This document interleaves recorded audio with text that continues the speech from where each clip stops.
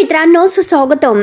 लग्नानंतर होईलच प्रेम या मालिकेच्या आजच्या भागामध्ये अगदी मनपूर्वक मी तुमचं स्वागत करते. आजच्या या भागामध्ये आता नंदिनी म्हणते की हे बघा, पापलेटचं नाव तुम्ही का काढलं? आत्ताच्या आत्ता मला पॉपलेट हवं आहे. तेव्हा आता जीवा इथून मी निघतो, पटकन जातो, फ्रेश वगैरे होतो आणि फ्रेश पॉपलेट तुला घेऊन येतो. त्यावरती आता नंदिनी म्हणते की अहो ऐका ना, जर घरच्यांना हे सर्व कळाले तर ते काय म्हणतील बरं? म्हणजे कसं की आजच्या वारी आपण खात नसतो. तेव्हा आता जीवा म्हणतो की अरे यार, हे तर माझ्या लक्षातच आलं नव्हतं. अरे पण आपण कुठे खातो? आपण मात्र माझ्या छोट्याशा गोड नंदिनीला खायला घालतो. आपण तर नाही ना खात. आपण तिचे लाड करतो, तिला खाऊ घालतो. आणि हे पण नंदिनी, अगं आपल्या मुलीला एन्जॉय करून दे. मोठं झाल्यानंतर आपण वारपीर पाळूयात. आणि आलो मी असे बोलून तो आता पापलेट बनवायला जातो. नंदिनीच्या खूपच तोंडाला पाणी सुटत असतं. ती पोटाला हात लावत म्हणते की येते, पॉपलेट येत आहे. आता 3ही वाजून जातात, 4ही वाजून जातात आणि 5ही वाजून 6 वाजलेले असतात. अजूनपर्यंत जीवा काही आलेला नसतो. नंदिनी वाट बघून बघून कंटाळून गेलेली असते. तेवढ्यात तिला फोन येतो. तेव्हा लगेच ती फोन उचलते आणि आलात का तुम्ही? लगेच हो मी खाली येते. खुश होत नंदिनी खाली येते तर किचन मध्ये आता ह्या जीवाने मस्त पॉपलेट बनवलेलं असतं. हे बघ अगं, मी जेथे गेलो होतो तिथे इतक्या मोठ्या पाट्या लागल्या होत्या आणि जहाजातून सगळ्या पाट्या खाली येत होत्या. आणि काय काय काय म्हणू नको, बोंबिल्स म्हणू नको, लंबी म्हणू नकोस, सुरमई म्हणू नकोस, काय काय काय काय होतं सांगता येत नाही. अगं खेकडे सुद्धा म्हणू नकोस, काय घेऊ आणि काय नको असं मला झालं होतं. आणि पुढची गंमत म्हणजे अगं त्या कोळीन मावशी तर माझ्या मागे हात धुवूनच लागल्या होत्या आणि घेणार आमच्याकडून घेणार असं म्हणत होत्या. नंदिनीचं सगळं काही लक्ष पापलेटकडे असतं. केव्हा ती खाईन असं तिला झालेलं असतं. आणि ती पुढे बोला असं म्हणते, मी त्यांना म्हटलं की मावशी अहो, मला अगदी खणखणीत असा मस्त खमखमीत पॉपलेट हवा आहे. आणि त्यांनी मला अगोदर 1200 रुपये सांगितले होते आणि मी त्यांना म्हटलं की 500 रुपये, परंतु त्या ऐकायला तयार नव्हत्या. 800 रुपये घे, भाव करू नको, घेऊन जा म्हटलं.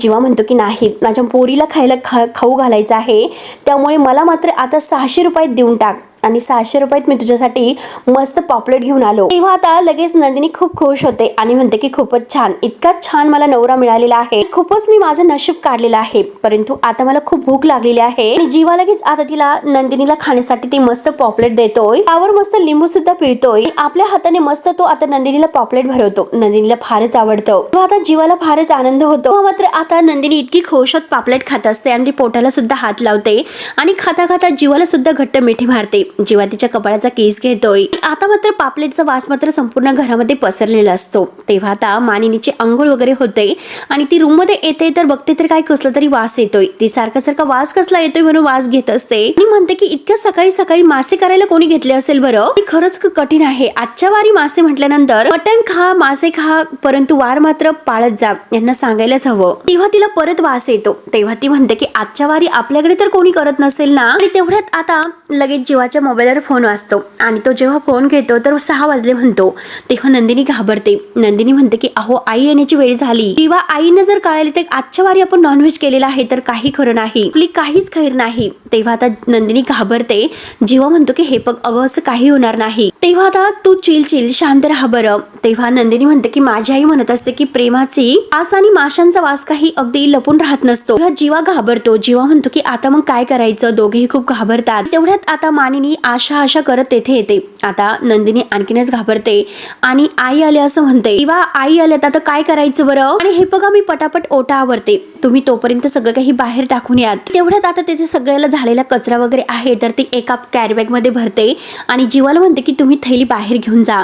जीवा चोर पावलांनी ती थैली बाहेर घेऊन जात असतो. नंदिनी तोपर्यंत घाईने साफसफाई करून घेते. आता ती कॅरी बॅग मध्ये सगळं काही बाहेर फेकून येतो आणि तोपर्यंत आता नंदिनी भांडे वगैरे आहे ते सगळं साफ करून ठेवते. एवढ्यात जीवा आता आपल्या हाताचा वास घेतो तर हाताचा वास येत असतो. तेव्हा मालिनी त्याला समोर येताना दिसते आणि तो खूप घाबरतो. अरे बापरे म्हणतो. आणि तेवढ्यात मानिनीचा साडीचा पदर मात्र तेथील झाडामध्ये त्या झुडपात गुंततो. तेव्हा मानिनी आपला पदर काढत असते. जीवा आता तेथील काहीतरी ती वस्तू उचलतो आणि खिशामध्ये घालतो आणि तो आई जवळ येतो. आईला गुड मॉर्निंग म्हणतो. तेव्हा मानिनी त्याला गुड मॉर्निंग करते आणि विचारते की काय रे, पापलेटचा वास आपल्या घरातून येतो की काय? आता नंदिनी डोकावून पाहत असते. दोघेही तर खूप घाबरतात, एकमेकांकडे बघत असतात. आता जीवा म्हणतो की नाही छे, अगं तुझं तर काहीतरी भलतच असतं. पण आपल्या घरामध्ये सकाळ सकाळ पापलेट बनवेल बरं? आणि तुझं मात्र आपलं त्या यांचं सारखं झालं. हे करत असतो आणि परत बाबा करतो. त्यावरती मानिनी म्हणते की अरे हे म्हणजे कोण. जीवाला नक्की उत्तर काय द्यायचं तेच काही कळत नसतो. तो वेगळंच काहीतरी भलतच बोलत असतो. तेव्हा आता मानिनी म्हणते की अरे तू काय बडबड करतो, हे तुला तरी समजते का, पण तू तुझ्या हाताच्या खिशामध्ये का घातलेत बरं, बघू बरं तुझे हात बघू.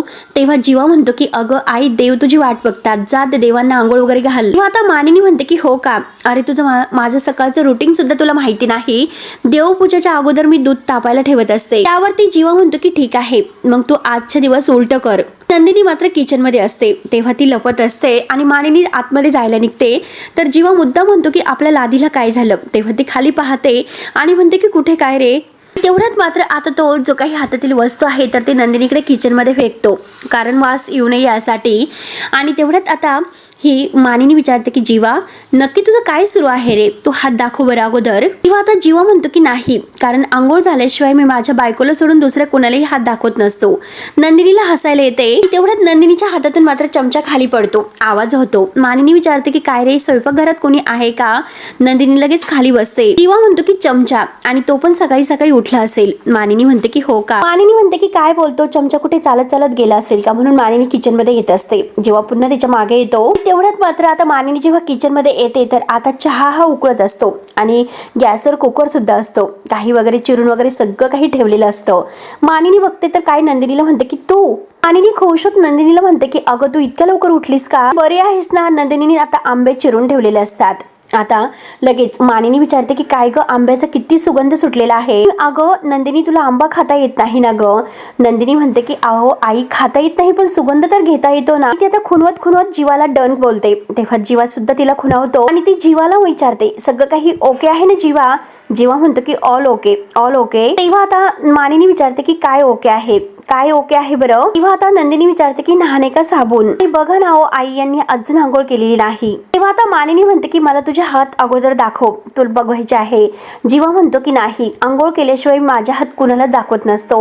आणि जीवा लगेच आंघोळ करायला निघून जातो. आता मानिनी म्हणते की नक्की हा गदडा काहीतरी लपवतोय. तेव्हा आता नंदिनी लगेच आईंच्या हातात चहा देते आणि म्हणते की आई चहा. म्हणते की अगं नंदिनी, तुझा चहा सुद्धा तयार आहे का. चहा एकदम फक्कड झालेला दिसतोय. हे बघ अगं, चहाच्या सुगंधाने मला छान वाटलं, नाहीतर मगाशी फिशच्या सुगंधाने मात्र. आणि हे बघ अगं, आजचा म्हणजे जो काही फिशचा वास आहे तो तर आलाच. मग आपण एक काम करू, आजच्या वारी नको, पण उद्या मात्र आपल्याकडे फिश बनवूयात. त्यावरती नंदिनी खुश होत म्हणते की हो, उद्या सुद्धा मी खाईल. मग मानिनी विचारते की उद्या म्हणजे असं का बोलतेस. नंदिनी म्हणते की आई, चहा गार होतोय, चहा घ्या. नंदिनी, तू सुद्धा चहा घे. नंदिनी म्हणते की हो घेते. आणि चहा खरंच खूप मस्त झाला बरं का, म्हणून मानिनी कौतुक करते. त्यानंतर मात्र आता इकडे वसुहत्या ह्या विजयसाठी पणं घेऊन येते आणि विचारते की कामात नाही ना. हे बघा विजयराव, रम्याचा कॉल आला होता, ती तर मजेत आहे, परंतु मला सुद्धा विचारत होती की विजयराव कसे आहेत. मी तिला सांगितले की विजयराव सुद्धा तेथे मस्त मजेत आहे. मी विचारलं की काय ग, नवऱ्याला मिस करते की काय. आता विजय फक्त हसत असतो.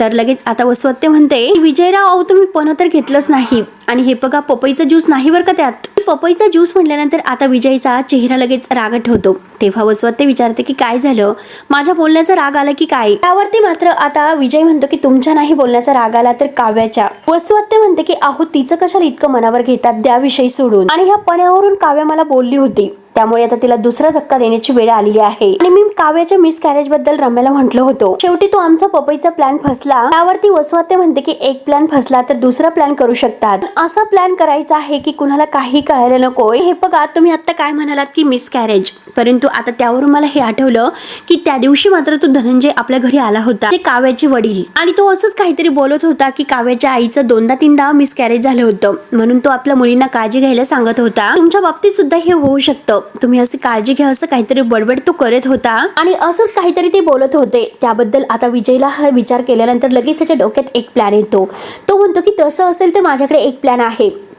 वसुहत्या विचारते की नक्की काय प्लॅन आहे. तर विजय पुढे सांगायला सुरुवात करतो की काव्य सोडून घरातील सगळेजण बाहेर गेले पाहिजे. ऐकणार का, मास्टर माइंडचा मास्टर प्लॅन आहे. त्यावरती वसुहत्या म्हणते की त्यासाठीच इथे बसले, सांगा ना लवकर काय प्लॅन आहे तो. विजय लगेच स्वतःला खुश होत असतो. त्यानंतर आता इकडे शारदा ही देशमुखांच्या घरी आलेली असते. मानिनीच गप्पा करत असते की अहो या मुली सतत त्यांना बाहेर जायचं असतं, कसं बसं मी काव्याला समजावून घरी बस, अभ्यास कर असं म्हटलं तर कुठे तिने थोडंसं ऐकलं आणि तिला मी सांगितले की आज आणि उद्या बसून घरी अभ्यास कर, परवा हवं तर तू क्लासला जाऊ शकते. बघ अगं, तुला ऑनलाईन जे करायचं असेल ते तू कर, मी सगळं तुला हातात आणून देते, बरं तू घरी बस, मी तिला सांगितले. आणि कधी एकदाचे तुम्ही नर्मदा परिक्रमेवरून येता असं मला झालं होतं. एकदा मात्र तुम्ही आई म्हणून मुलींशी बोला बरं, सासूचं ते काही ऐकत नसतात. शारदाला खूप हसायला येते. शारदा म्हणते की हो मी नक्की त्या दोघींशी बोलते, मी नका काळजी करू. आणि तेवढ्यात विजय येतो. विजय लगेच आता शारदाच्या पाया पडत नमस्कार असे म्हणतो. विचारतो की तुम्ही शारदा काकू का? तेव्हा शारदा हो असं म्हणते. तेव्हा मानिनी रागाने विजयकडे बघत असते.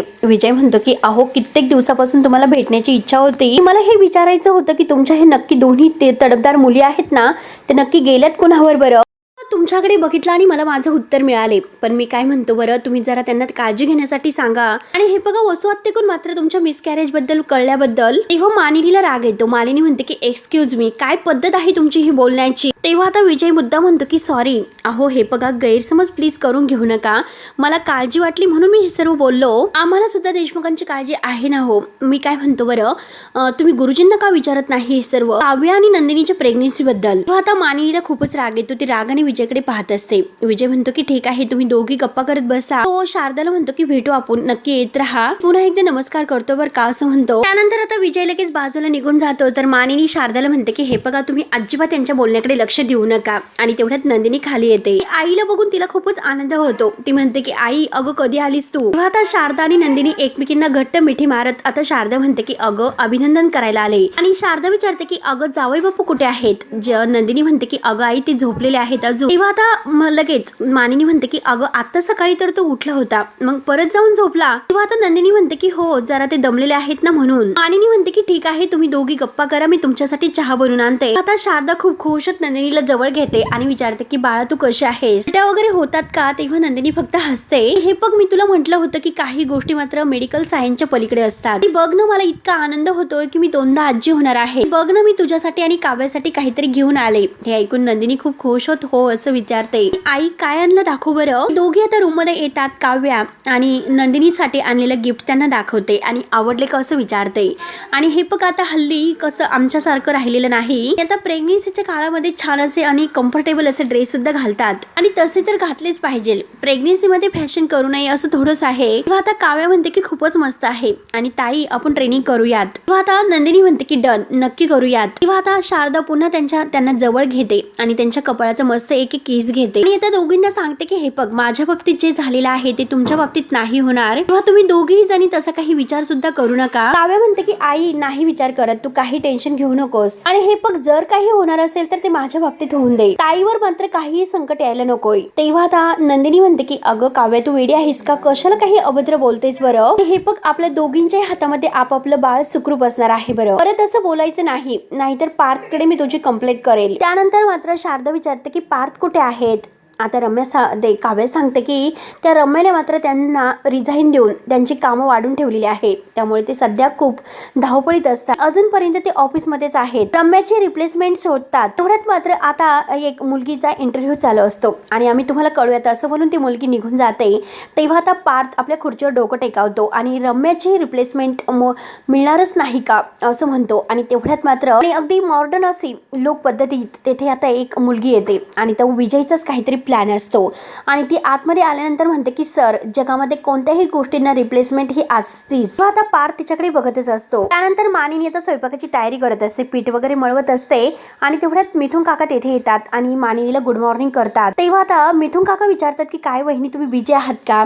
मानिनी म्हणते की कणिक मळत आहे, डब्बे बनवायचे आहेत कारण आशाचं बोट कापलं गेलेलं आहे, म्हणून मी तिला म्हटलं की बस जरा मी करते, तुम्ही बोला बरं तुमचं काय काम होतं. मिथुन काका म्हणतात की श्रेयाचा फोन आला होता.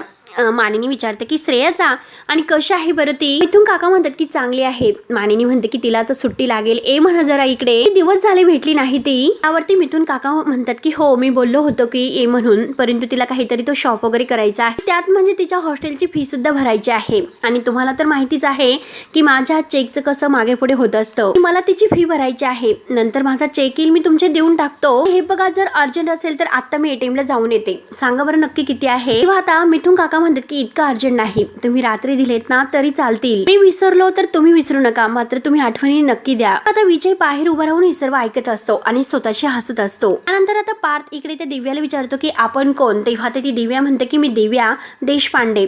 इंटरव्ह्यूसाठी आलेले आहे. सर उन्हाळा इतका वाढलेला आहे आणि लगेच आता तेवढ्यात पाणी तिथे टेबलवर ठेवलेलं आहे, तर लगेच घाईने घेते आणि लगेच प्यायला सुरुवात करते आणि परत म्हणते की इतकी तहान लागली होती, थँक्यू बरं का. आता पार्थ मात्र त्या क्लार्कला म्हणतो की माझ्यासाठी दुसरा पाण्याचा ग्लास घेऊन या, कारण पार्थला आणलेलं पाणी तिने पिऊन घेतलेलं असतं. पुन्हा आता नाटक करत म्हणते की अरे देवा, हा ग्लास तर तुमच्यासाठी होता, मला माहिती नव्हतं बरं का, सॉरी सर सॉरी. तेव्हा आता पार्थ म्हणतो की इट्स ओके, माझ्यासाठी दुसरं पाणी आणेल, मी बसा सेटल व्हा. आता दिव्या म्हणते की अहो सर सेटल तर व्हायचं आहे, कारण माझी आई सतत माझ्या मागे लागलेली असते. म्हणते कशी की बाई दिव्या लग्न कर आणि सेटल हो, स्टॉक मधील चांगली पोरं संपतील आणि आपल्या वाटेला मात्र टाकलेली पिसे येतील. सर तुम्ही मला सांगा की मुलं म्हणजे मॉल मधील कपडे आहेत का? माझ्या आईला हे कळत नाही, म्हणून मी कोल्हापूर सोडलं आणि इकडे मुंबईत आले. तर त्यावरती पार्थ म्हणतो की म्हणजे तुम्ही इकडे एकट्या राहतात? तेव्हा दिव्या म्हणते की नाही, मी एकटी नाही राहत, तर रॉबिन असतो माझ्यासोबत. तुम्हाला माहिती आहे का, दिवसभर त्याला माझी आठवण येत नाही, पण रात्री मला म्हणजे मी त्याला हवीच असते. माझ्या जवळ येतो आणि मात्र मला जिभेने चाटतो आणि त्याला बरं वाटतं. मला बघून मात्र त्याच्या तोंडातून अशी लाळ गळते, लाळ. तेव्हा पार्थ म्हणतो की एक्सक्यूज मी, मी नक्की काय बोलतात? तर दिव्या म्हणते की अहो सर जे आहे ना तेच सांगते, पण माझ्या आईला रॉबिनशी सुद्धा खूप प्रॉब्लेम आहे हो. आता मला सांगा की सर, अहो जनावरांना भावना नसतात का हो? माझी आई मला म्हणते कशी की बाई दिव्या, अगं त्या कुत्र्यावर किती पैसे खर्च करतेस ग, जरा सेव्हिंग कर. तेव्हा आता पार्थ म्हणतो की अच्छा, म्हणजे रॉबिन म्हणजे तुमचा कुत्रा? दिव्या म्हणते की हो, मग तुम्हाला काय वाटलं बरं? पार्थ म्हणतो की कुठे काय, आपण कामाबद्दल बोलूयात. तेव्हा आता लगेच ती म्हणते की मी दिव्या देशपांडे. तेव्हा पार्थ म्हणतो की जे नाव आहे तर ते तेच बोलणार, मी थोडंसं काव्या म्हणणार तुम्हाला. तेवढ्यात लगेच आता ती म्हणते की बघा किती आता एमक आहे, दिव्या आणि काव्या, काव्या आणि दिव्या, म्हणून ती खूप हसत असते. तर पार्थ तिच्याकडे रागाने बघत असतो आणि परत म्हणते की सॉरी सर सॉरी, तर आपण कामाबद्दल बोलूयात. तेव्हा आता पार्थ म्हणतो की हे बघा, मी सिनियर आर्किटेक्टच्या डिझायनर बद्दल इंटरव्ह्यू घ्यायचा आहे या पोस्टसाठी. तेव्हा लगेच आता दिव्या म्हणते एक गोष्ट सांगा की तुम्ही या पोस्टसाठी मात्र काय असं योग्य कॅन्डिडेट आहात? आता दिव्या म्हणते की हो, ह्या पोस्टसाठी मात्र बेस्ट कॅन्डिडेट आहे असं मला 100% खात्री आहे. आणि हे बघा सर, या पोस्टवर अगोदरची मुलगी होती रम्या शिंतोडे, तिच्या काही डिझाईन मी फॉलो केल्या होत्या, तिची डिझाईन मात्र मला खरंच खूप क्लासिक आणि फेक वाटली. तेव्हा आता पार्थ विचारतो की नक्की त्यामध्ये असं वाईट असण्यासारखं काय होतं? आता दिव्या म्हणते की तिच्या डिझाईन मध्ये तिचा असा पर्सनल टच नव्हता, तिच्या डिझाईन होत्या तर अर्बन क्लासिक वाटत होत्या, दिसताना खूप अशा महागड्या वाटणाऱ्या आणि त्या कनेक्टेड नव्हत्या. तुमच्या आता जे काही कस्टमर मात्र तुमच्याशी कनेक्टेड होण्याऐवजी डिस्कनेक्ट होऊन जायचे. त्यामुळे आपल्या डिझाईन मध्ये आपला काहीतरी पर्सनल टच असावं असं माझं मत आहे. आणि हे बघा, आपण आता मुंबईत राहतो आणि कधी आपण कुठे सारवलेलं अंगण चूल जेव्हा बघतो तेव्हा आपण तेथे का थांबतो बरं? त्या गोष्टी आपल्याला ह्युमनली वाटतात. आपल्या डिझाईन्स आहे तर त्या सुद्धा ह्युमनली असल्या पाहिजे, प्लॅस्टिक नाही. परत म्हणते की सॉरी, मी खूप जास्त बोलले का? पार्थ म्हणतो की हो नक्कीच, आणि या कॉर्पोरेट जगामध्ये होला हो म्हणणारी बरीचशी माणसं आहेत, मला खरं बोलणारा माणूस हवा असतो. तुम्ही खरं बोलणारे आहात. तो दिव्याला मात्र तो जॉब देतो आणि ह्या कंपनीमध्ये तुमचं स्वागत आहे असं म्हणतो. तेव्हा आता दिव्या फारच खुश होते, लगेच खुश होत उभी राहते आणि म्हणते की कॉंग्रॅच्युलेशन सर, तुमचं खूप खूप अभिनंदन. आणि परत तीच डोक्याला हात लावते आणि परत म्हणते की थँक्यू सो मच, मी हा जॉब मला दिला. आणि पार्थिच्या हातामध्ये हात देऊन कॉंग्रॅच्युलेशन बोलतो. तेव्हा ती खूपच खुश होते आणि लगेच बाहेर निघून जाते. तर पार्थ आता हसतो, रम्याची रिप्लेसमेंट म्हणजे दिव्या आणि मला सगळे काही असेच भेटतात, पण तो हसत असतो. त्यानंतर इकडे काव्याला तर घरी खूप गरम होत असतं, ती बाहेर येते जरा आणि आशाताईंना आवाज देऊन पाणी आणता का असं म्हणते. त्यांनी पाणी घेऊन येते आणि म्हणते की घ्या. काव्या आता हसते आणि हे बघ अगं, गार माठातील पाणी आहे, मिथून काकांनी वाळा आणला होता ना, त्यामुळे ते आणखीनच गार होतं. काव्या विचारते की अगं पण ताई, वाळा चालतोस ना? त्यावरती आता नंदिनी म्हणते की अगं चालतो, आणि हे बघ मला काय वाटतं, जे जे आपल्या तब्येतीला सोसतं ते आपण खावंसं, ते अगदी तेलकट तिखट आंबट वगैरे नकोय खायला. त्यानंतर काव्य विचारते की अगं ताई, पण नक्की काही केसमध्ये असं होत असेल की तेलकट तिखट आंबट खायची इच्छा जर होत असेल तर काय करणार बरं? बघ ना अगं ताई, आपल्या घरामध्ये मस्त चमचमीत असं पॉपलेट बनतंय आणि मी डायनिंग टेबलवर असं मस्त बसले आणि ते पॉपलेट माझ्या समोर आलेलं आहे, त्याच्यावर मस्त लिंबू पिळून मी ताव मारते. म्हणून आता काव्याच्या तोंडाला खूपच पाणी सुटतं. आता नंदिनी म्हणते की हो का, कारण आता नंदिनीने पापलेट खाल्लेलं असतं. एकदम काव्या सांगते तसेच, तिला ते सर्व आपण जेव्हा खाल्लं ते आठवते. नंदिनी हसून विचारते की काय ग, तुला आणखीन काय खावंसं वाटतं? आता काव्या म्हणते की मला गरम गरम पुरी आणि आमरस, आणि त्यानंतर पाणीपुरी, भेळपुरी, शेवपुरी, दही बटाटा पुरी. तेव्हा आता नंदिनी म्हणते की बस बस अगं, काय करू, या सगळ्यांची नावं घेऊ नको, शेवपुरी पाणीपुरी मला सुद्धा खावीशी वाटते ग. आणि तेवढ्यात पार्थ तेथे येतो आणि विचारतो की शेवपुरी पाणीपुरी कुणाला खावीशी वाटते. ते दोघेही म्हणतात की आम्हाला. आता पार्थ हसतो आणि म्हणतो की एखादी गोष्ट खायची नाही सांगितलं तीच खायची असते, हो की नाही. काव्याला म्हणतो की तुम्हाला पाणीपुरी खायची आहे ना, तर ठीक आहे मी माझ्या हाताने बनवतो. तेव्हा काव्य म्हणते की रिअली. तर आता पार्थ म्हणतो की जेवायला सुद्धा मी मदतीला घेतो. तेव्हा आता काव्य म्हणते की हे बघा देशमुख, तुम्ही घरी पाणीपुरी बनवताल परंतु जीवा तुम्हाला कितपत मदत करेल माहिती नाही. पार्थ विचारतो की का बरं. हल्ली मात्र आता हे जीवा देशमुख पापलेट बनवण्यामध्ये मग्न असतात, बिजी असतात. तेव्हा नंदिनीला फार आता हसायला येते. आता नंदिनी खूपच हसते. पार्थ म्हणतो की असं आहे तर आता तिघे जण खूपच हसतात. नंदिनी विचारते की काय तुला कसं कळालं बरं. हे बघ आता काव्य सांगायला सुरुवात करते की पहाटे मला जाग आली होती आणि अचानक किचन मधून आवाज येत होता. त्यानंतर मात्र अचानक सुगंध दरवळला पापलेटचा आणि जेव्हा बाहेर येऊन बघितलं तर आमच्या ताईसाहेब मस्त पापलेट खात होत्या. नंदिनी म्हणते की ठीक आहे तुम्हाला कळाले पण प्लीज आईनं सांगू नका बरं का. त्यावरती पार्थ म्हणतो की ठीक आहे नाही सांगत. हे बघा जी गोष्ट सांगायची आहे ती तर सांगून द्या. पार्थ म्हणतो की रम्याची रिप्लेसमेंट मिळाली आहे. ते ऐकून नंदिनी म्हणते की अरे वा, तिचं नाव काय आहे असं विचारतात. तेव्हा पार्थ म्हणतो की दिव्या देशपांडे.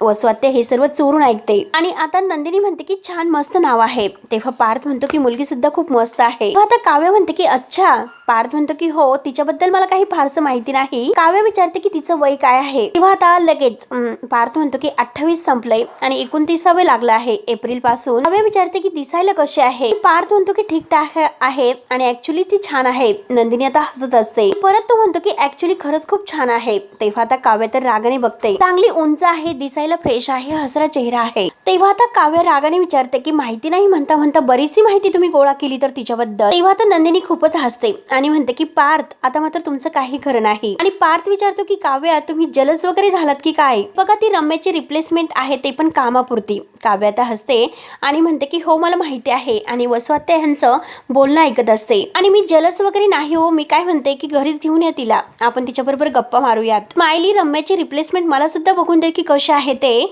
पार्थ काव्याकडे पाहत असतो आणि मित्रांनो हा भाग येथे संपतो. पुढील भागामध्ये वसवात्या मानिनीला म्हणते की आपल्या घरामध्ये पहिल्यांदा पाळणा हलणार आहे, हो की नाही. गुरुजी मात्र नको ते कोड मला सांगून गेलेले आहेत. आता मानिनी विचारते की कोड म्हणजे नक्की काय. वसवात्या म्हणते की गुरुजींनी मला आणि रम्याला हे सांगितलेलं आहे की त्यांना काव्याच्या हातामध्ये बाळ दिसते, तिच्या हातामध्ये तिचंच बाळ दिसतं असं गुरुजी का म्हणाले नसतील. आणि त्यानंतर मात्र आता मानिनीला ती बाहुली आहे तर ती खाली फेकलेली दिसते आणि तिला आणखीनच धक्का बसतो. तर इकडे काव्य झोपलेली असते आणि काव्य झोपेत मात्र खूपच कडेला येते आणि ती खाली पडणार असते. तेव्हा आता मित्रांनो पुढे नक्की काय होईल हे बघायला विसरू नका. तोपर्यंत धन्यवाद.